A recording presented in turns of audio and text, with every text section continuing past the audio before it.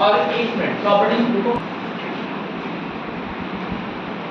A B C minus A minus B minus C. देखो मैंने क्या सबसे बोला था, ए और ए ट्रांसपोज ये लिखा है, ये बराबर ये ऐसा होना चाहिए, तो इसको अभी मैंने क्या लिख के दिया था, देखो ए प्लस ए ट्रांसपोज का सम 0 होना चाहिए कि नहीं। देखो कैसे, मान लो यहाँ पर ये क्या था, फर्स्ट रो सेकंड कॉलम, ठीक। अब इसको ट्रांसपोज लोगे तो जो आई है वो जे में बदल जाएगा, जो जे है वो किस में बदल जाएगा, आई में। तो तुमको कहाँ जाना पड़ेगा, सेकंड रो फर्स्ट कॉलम। तो जब सेकंड रो फर्स्ट कॉलम में है तो यहाँ का एलिमेंट देखो क्या मिला, माइनस सी, और जब इनको ऐड करोगे तो इनका सम क्या आएगा, 0। इसीलिए ऐसा लिखा, इसीलिए मैं लास्ट लाइन में बोला था कि अगर मान लो तुमने एक जगह ए बी सी लिखा तो इधर उन्हीं के साइन कैसे कर दोगे, माइनस। बस ये बात हुई। अब ये मैट्रिक्स कैसा चल रहा है, ये हमारे पास मैट्रिक्स बन गया। अब हमें पता करना है कि ये स्क्यू सिमेट्रिक मैट्रिक्स है कि नहीं है। तो हम लोग सबसे पहले क्या करेंगे, इसका क्या निकालेंगे, ट्रांसपोज। ट्रांसपोज जब निकालेंगे तो रो किस में चेंज हो जाएगा, कॉलम में। रो किस में चेंज हो गया, कॉलम में। और अब इसके बाद इसका माइनस साइन कॉमन कर लेते हैं। और हम लोग को एक बात ध्यान है कि जब मैट्रिक्स में कोई भी एलिमेंट मल्टीप्लाई होगा तो सभी एलिमेंट से होगा, फर्स्ट रो से भी होगा, सेकंड रो से भी होगा और थर्ड रो से भी होगा। ऐसे अगर कॉमन करने की बात हुई तो वो भी सारे एलिमेंट से ही कॉमन होगा, फर्स्ट से रो से भी कॉमन होगा, सेकंड से भी कॉमन होगा और थर्ड से भी कॉमन होगा। तो अगर मैं इसे माइनस साइन कॉमन कर लेता हूँ, क्या कर लेता हूँ, माइनस साइन, तो यहाँ पे हो गया फर्स्ट रो क्या हो जाएगी, ये बन जाएगी, सेकंड रो ये बन जाएगी और थर्ड रो ये बन जाएगी। और अब जरा ध्यान से देखो, यही वैल्यू तो हम लोगों ने किसकी लिखी, ए की। तो इसलिए A transpose equals to minus properties है। एक तुम्हारे लिए और एक चीज इंफॉर्मेशन दे देना, ये मैट्रिक्स में भी यहाँ पे हम लोग प्रॉपर्टीज अभी लिख रहे हैं, इनको एडवांस ऐसे क्वेश्चन भी काम करता है। मतलब प्रीवियस ईयर के अगर आईआईटी के पेपर देखोगे तो ये जो प्रॉपर्टीज हैं ये उनके क्वेश्चनों में आई हुई हैं, ठीक है। जबकि ये क्या है, ये स्टैंडर्ड प्रॉपर्टीज में वर्कआउट करते हैं। तो अभी मैं तुमको प्रॉपर्टीज बताऊंगा, साथ में एग्जैक्टली वो क्वेश्चन भी बोल दूंगा जो एडवांस में आया हुआ क्वेश्चन है। और जब तुम उस क्वेश्चन को सॉल्व करोगे तो देखोगे कि ये यही चीज, ठीक है। चलो लिखो, पहला पॉइंट क्या है कि तुम्हारे सीबीएसई बोर्ड के लिए भी बहुत इंपॉर्टेंट है और ये लगभग हर साल आता है भी ये क्वेश्चन।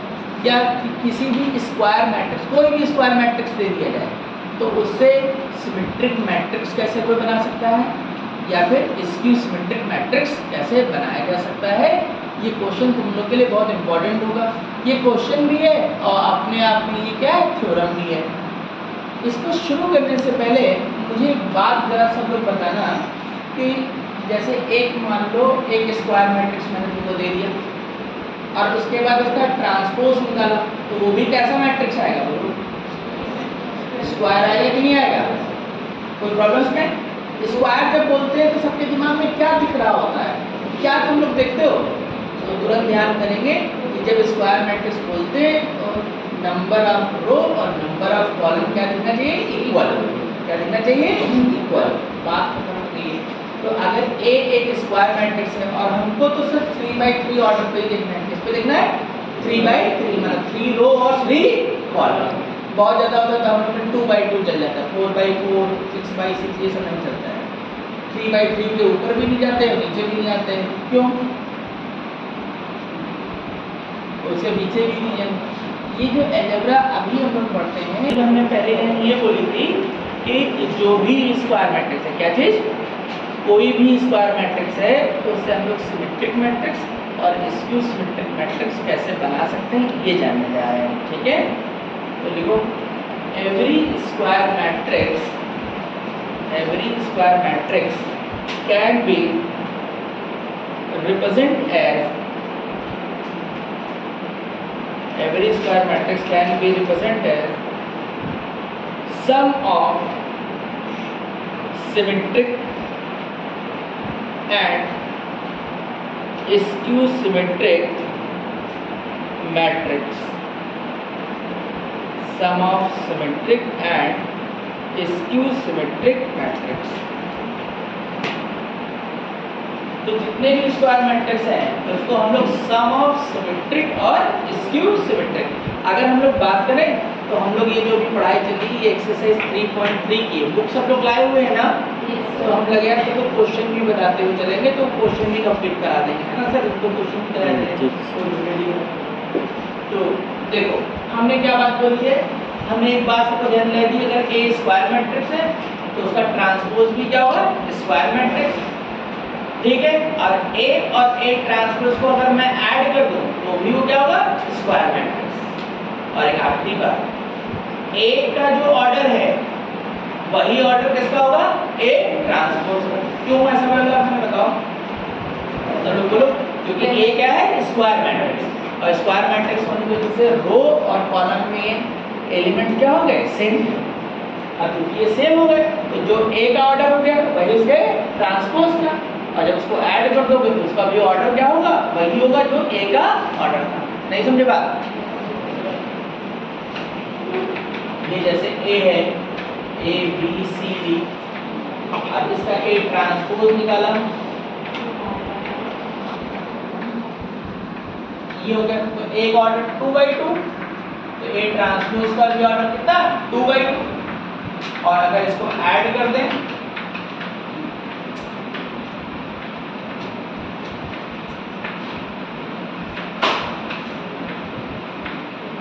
तो इसका ऑर्डर भी क्या हो जाएगा? 2/2 आ जाएगा कि नहीं आ जाएगा?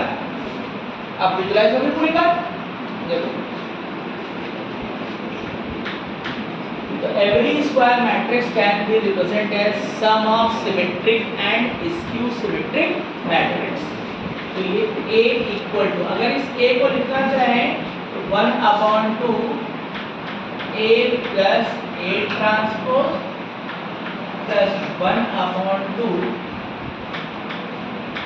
A minus A transpose. देखिए कोई प्रॉब्लम किसी को इसमें?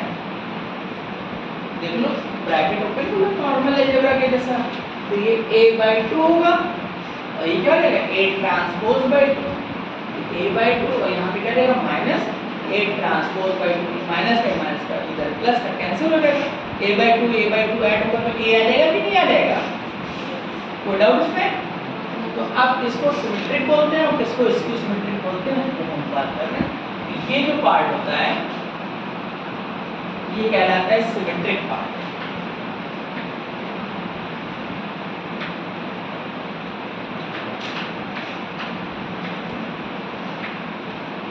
और ये जो पार्ट है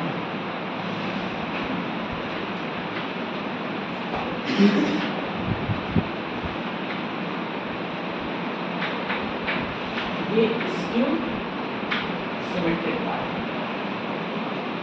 कैसे होता है वो अब यहाँ पे प्रूव होता है। इसका प्रूफ वही इनके क्वेश्चन को सॉल्व करने का तरीका भी हुआ। जैसे इसमें कोई भी क्वेश्चन लिखा है जो इस तरीके की बात है, क्या किस तरीके की बात? जैसे मैं तुमसे कहूँ कि प्रूव करोगे कि सिमेट्रिक पार्ट है, तो ये जो प्रूव करने का मैं अभी तरीका बताऊंगा ये ठीक वही तरीका होगा जो क्वेश्चन सॉल्व में भी काम आएगा। ठीक, तो सबसे पहले पार्ट हम लोग करते हैं सिमेट्रिक पार्ट।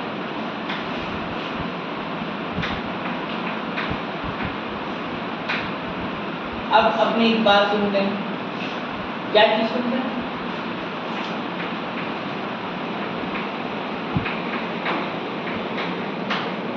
ये वास्तव में अगर सिमेट्रिक पार्ट है तो हम क्या करें? इस पूरे का अगर मैं ट्रांसपोज निकालूं तो यही वैल्यू आनी चाहिए कि नहीं आनी चाहिए?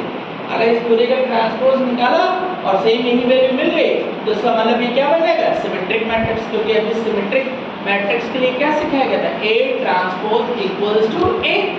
अगर A transpose equals to A आ जाता है तो उसका नाम हम लोग क्या रखते हैं? Symmetric matrix. तो यहाँ पर हमें इस पूरे पार्ट में अगर मैं इसका ट्रांसपोज ले लूँ और ट्रांसपोज लेने पर अगर यही आ जाता है तो उसका मतलब वो कैसा पार्ट हो जाएगा? सिमेट्रिक। बात को तो यहाँ पे क्या करते हैं इसको दिखाने के लिए, अब इतना बड़ा तो लिखेंगे, इसको हम लोग B मान लेते हैं। अब एक बात और, ये सिर्फ तुम्हारी जानकारी के लिए, इसका कोई मतलब नहीं होगा यहाँ पर। जरा मुझे सब लोग बताओ, ये बी मैंने मैट्रिक्स मान लिया, इस बी मैट्रिक्स का ऑर्डर क्या होना चाहिए? सेम होना चाहिए। Order of matrix B is same as order of matrix A, क्योंकि ए का जो ऑर्डर रहा होगा वही ऑर्डर किसका रहा होगा? ट्रांसपोज का। और वो ऐड किया तो उसका ऑर्डर वही बना होगा जो किसका ऑर्डर है? ए का। तो इसका ये इस बी का भी ऑर्डर वही हो जाएगा जो ऑर्डर होगा ए का। बात खत्म हो गई। अब मुझे क्या करना पड़ेगा? मैं बी का ट्रांसपोज लूंगा और बी का ट्रांसपोज लेने पे वो क्या जाना चाहिए? बी। और जैसे बी का ट्रांसपोज लेने पे अगर बी आ जाता है तो मेरी बात क्या हो जाएगी? प्रूफ हो जाएगी। क्लियर? बी ट्रांसपोज और ट्रांसपोज के हमने प्रॉपर्टीज देखी।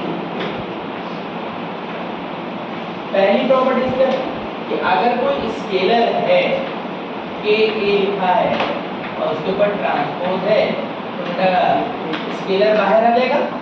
स्केलर बोलो या कांस्टेंट नंबर बोलो, दोनों का मीनिंग क्या रहेगा? सेम। तो इसका मतलब ये 1/2 कांस्टेंट है, ये बाहर आ गया, ये 1/2 बाहर आ गया।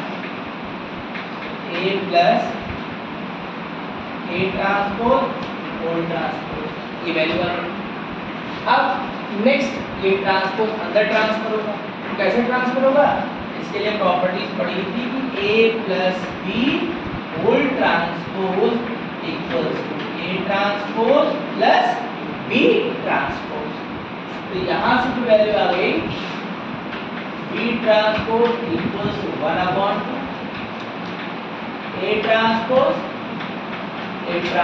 पे ट्रांसपोज।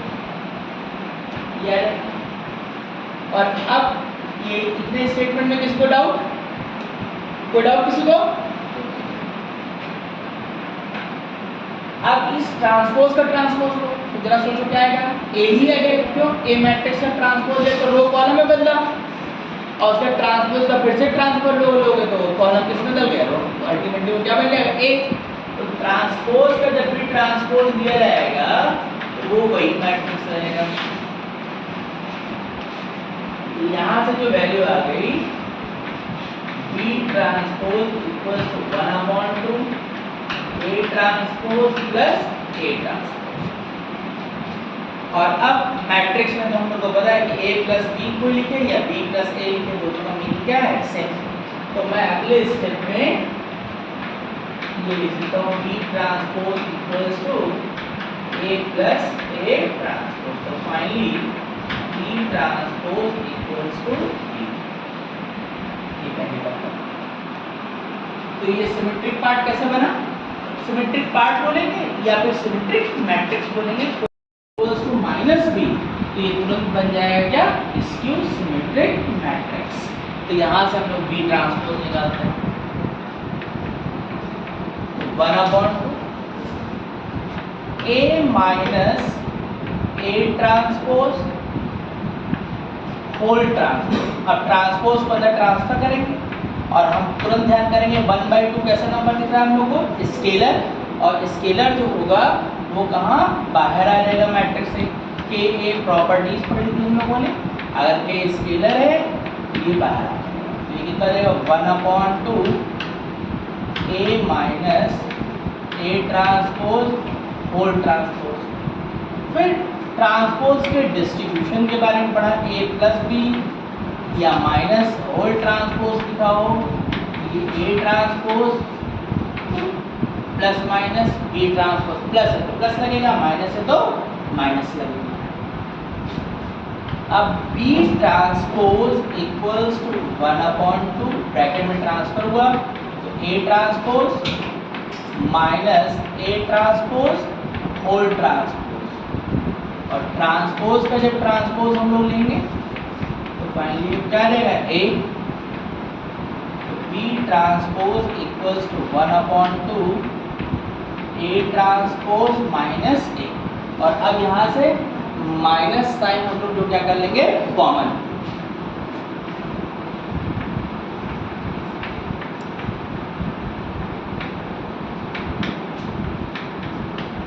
ये आ गया और ये वैल्यू इसके इक्वल होगी बी के।